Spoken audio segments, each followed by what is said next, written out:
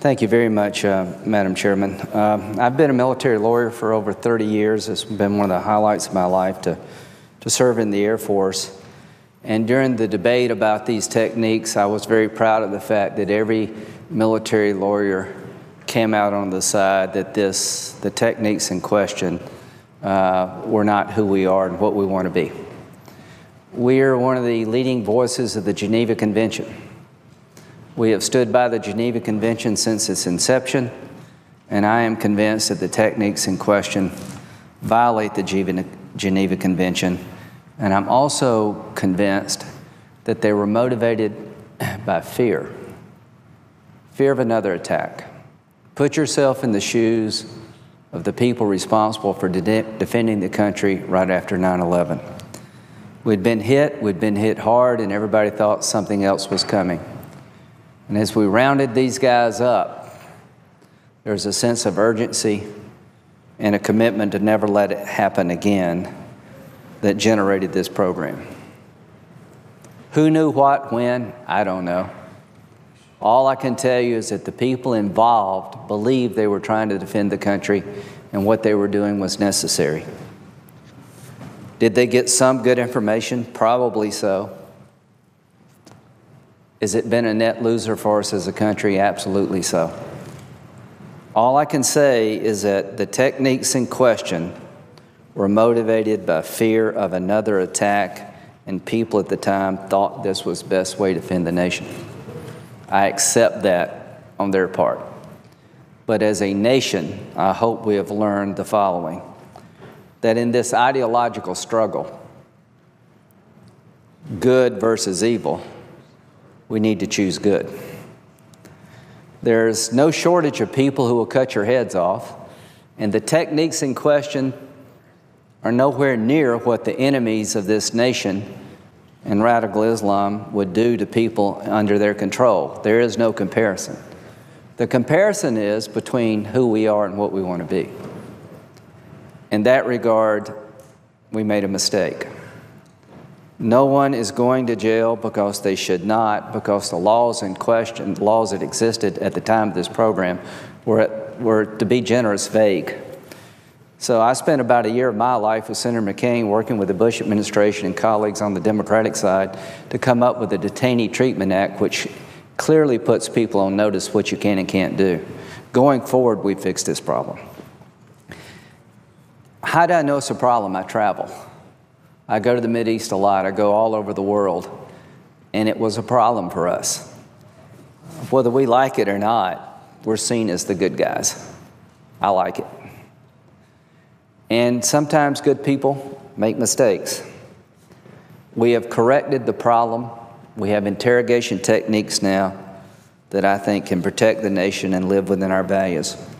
The one thing I want to stress to my colleagues is that this is a war of an ideological nature. There will be no capital to conquer.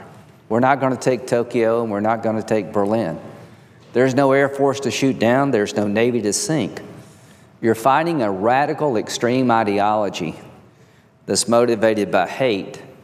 And in their world, if you don't agree with their religion, you're no longer a human being. The only way we can possibly defeat this ideology is to offer something better. The good news for us is that we stand for something better. We stand for due process. We stand for humane treatment. We stand for the ability to have a say when you're accused of something. Our enemies stand for none of that. That is their greatest weakness. And our greatest strength is to offer a better way. And when you go to Anbar province and you go to other places in the Mideast that have experienced life under ISIS, ISIL, and Al-Qaeda, the reaction has almost been universal. We don't like this. And when America comes over the hill and they see that flag, they know help is on the way. To the CIA officers who serve in the shadows, who intermingle with the most notorious in the world, who are always away from home, never knowing if you're going back, thank you. There's a debate about is this report accurate, line by line? I don't know. Is this the definitive answer to the program's problems? I don't know. But I do know the program hurt our country. And those days are behind us. And the good guys air their dirty laundry. I wish we had waited because the world is in such volatile shape right now. I do fear this report will be used by our enemies. But I guess there's no good time to do things like this. So to those who helped prepare the report, I understand where you're coming from. To those on my side who believe that we've gone too far, I understand that too. But this has always been easy for me. I've been too associated with the subject matter for too long.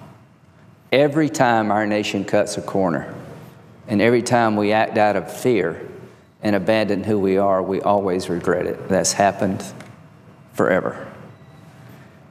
This is a step toward righting a wrong. To our enemies, take no comfort from the fact that we've changed our program. We're committed to your demise. We're committed to your incarceration and killing you on the battlefield if necessary. To our friends, because we choose a different path, don't mistake that for weakness. What we're doing today is not a sign of weakness. It is a sign of the ultimate strength, that you can self-correct, that you can reevaluate, and you can do some soul searching, and you can come out with a better product. The tools available to our intelligence community today over time will yield better results, more reliable results. The example we're setting will over time change the world, because to defeat radical Islam, you have to show separation. Today is a commitment to show separation. And the techniques that they employ to impose their will have been used for thousands of years, and they're always, over time, rejected. The values that we stand for, tolerance, humane treatment of everyone, whether you agree with them or not, has also stood the test of time. And over time, we will win and they will lose.